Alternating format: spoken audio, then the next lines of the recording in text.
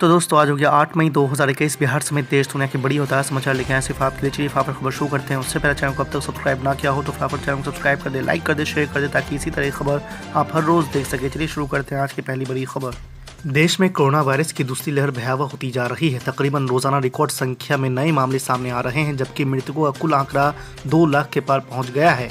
तो वहीं दूसरी लहर में हो रही तबाही को देखते हुए दुनिया भर के कई देशों ने भारत को मदद भेजी है, जिसमें America, Germany, Saudi Arabia, Australia समेत कई सारे देशों ने अपने देशों से मेडिकल सप्लाई भेजी है। इन सप्लाई में बड़ी संख्या में ऑक्सीजन सिलेंडर्स, वेंटिलेटर्स, दवाएं आदि शामिल हैं। केंद्र सरकार ने बताया है कि इनमें से कितनी सप्लाई राज्य और केंद्र शासित प्रदेशों को भेजी गई है। हाल ही में कुछ रिपोर्ट्स में दावा किया गया था कि विदेश से आई मेडिकल सप्लाई गोदामों में पड़ी हुई है, जिसका राज्य को आवंटन बहुत देरी से हो रहा है। हालांकि इन दावों को केंद्र सरकार ने सिरे से खारिज कर दिया था। आपको बता दें कि केंद्रीय स्वास्थ्य मंत्रालय ने शुक्रवार को बताया है कि मेडिकल सप्लाई को लगातार राज्य को आवंटित किया जा रहा है। मंत्रालय ने बताया कि भारत सरकार लगातार विदेशों से मिली कोविड-19 सप्लाई को राज्य और केंद्र शासित प्रदेशों को बांट रही है। आज की दूसरी बड़ी खबर। पश्चिम बंगाल की ममता बनर्जी सरकार ने देश में कोरोना वायरस टीकाकरण की एक समान नीति को लेकर सुप्रीम कोर्ट पहुंच गई है।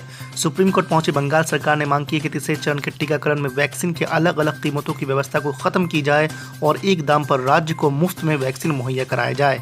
आपको बता दें, कोरोना वायरस टीकों की कीमत को लेकर कई राज्यों ने आपत्ति जताई है। देश में कोरोना केस बढ़ने के बाद 1 मई से केंद्र सरकार ने 18 साल या उससे अधिक उम्र के सभी लोगों का टीकाकरण कराने का फैसला लिया था।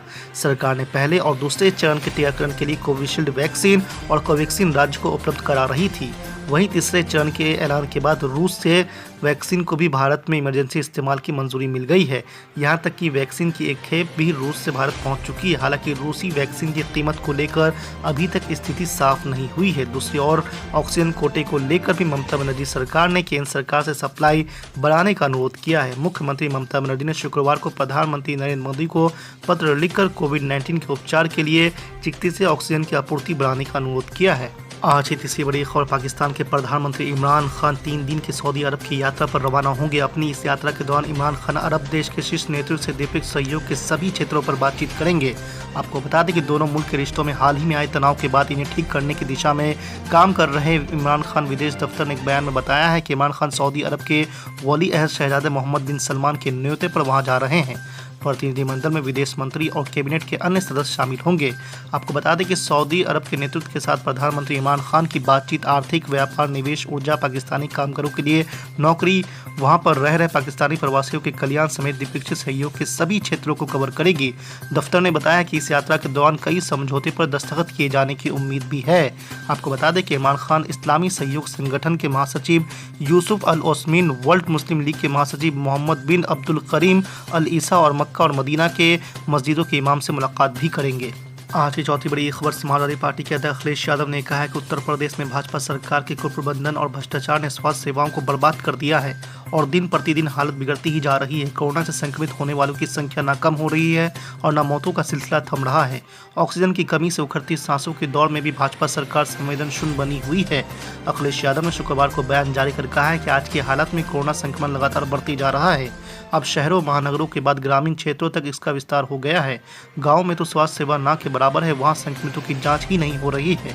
उपचार की बात तो दूर की बात है।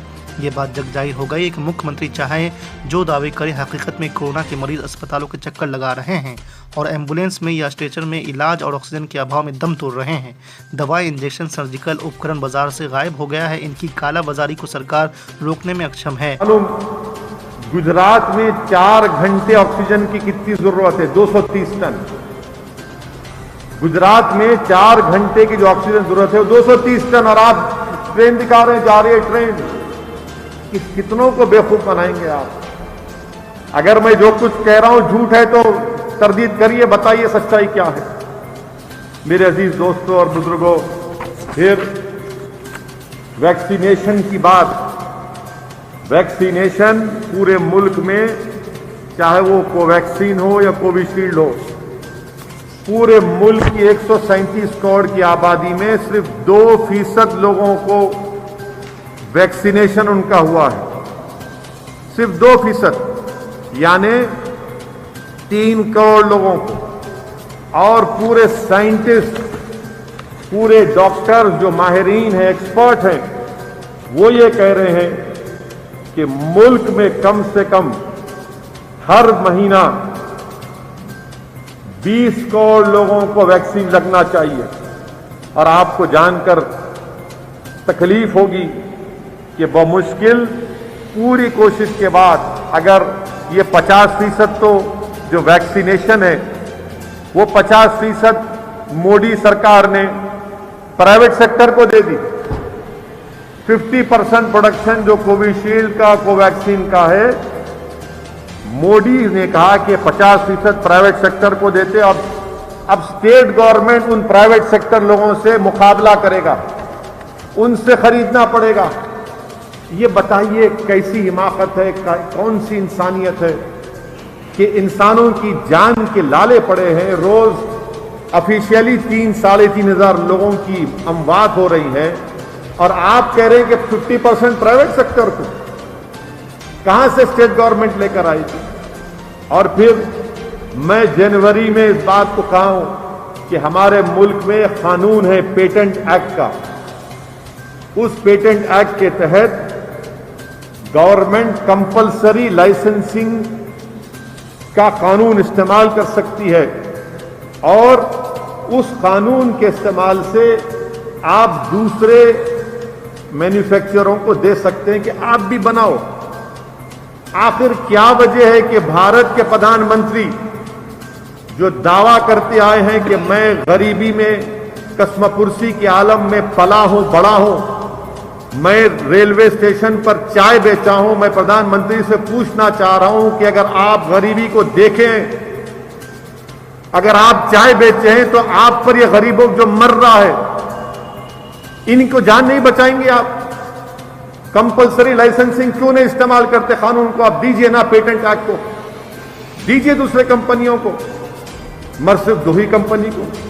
अच्छा, इसमें मैं आप तमाम की तवज्जो चाहूंगा।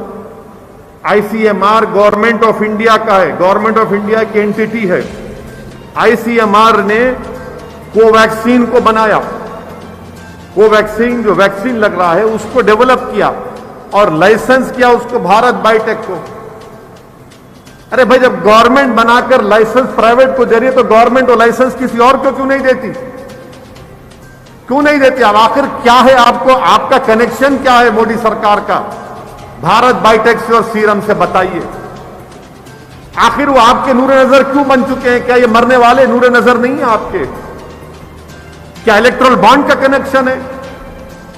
जब आईसीएमआर ने इसको डेवलप किया और गवर्नमेंट की एंटिटी आईसीएमआर, तो आप कोवैक्सीन को लाइसेंस दिए, दूसरों को दीजिए ना।